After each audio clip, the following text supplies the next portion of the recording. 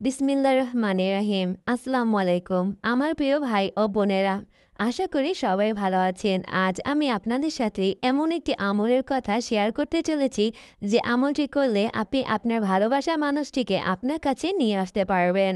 এই আমলটি করলে আপনার ভালোবাসার মানুষ পাগলের মতো আপনার কাছে ছুটে আসবে। আপনি আমলটি করেই দেখুন। এই আমলটি পরীক্ষিত একটি আমল।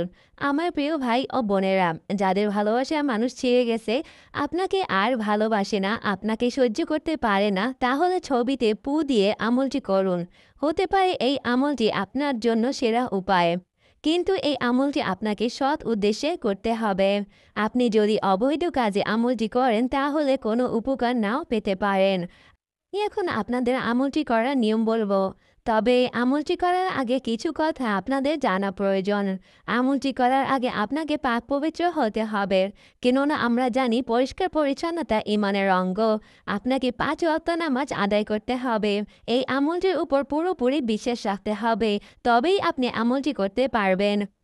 আপনাকে বেশি বেশি দুরূদ পড়তে হবে। সবসময় আস্তাগফিরুল্লাহ পড়বেন। এতে আপনারই সওয়াব হবেন। আমলটিতে একবারে কাজ না হলে বিশ্বাস হারাবেন না। আমলটি করতে থাকবেন। অবশ্যই আপনার যদি সৎ উদ্দেশ্য হয়, আল্লাহ তাআলার অশেষ রহমতে আপনার মনের ইচ্ছা পূরণ হবে। এবার আসুন আমলটি জেনে নেই। পাক পবিত্র হয়ে বসবেন পবিত্র জায়গায়। তারপর ৩ বার দুরূদ পাঠ করবেন। দুরূদে ইব্রাহিম। আপনার প্রিয় মানুষের কথা স্মরণ করে পড়বেন ২১ বার। ও আলকাইতু আলাইকা মোহাব্বাতাম মিন্নি অলিতুসনা আলা আইনি। আবার ৩ বার দূরেতে ইব্রাহিম পাঠ করবেন।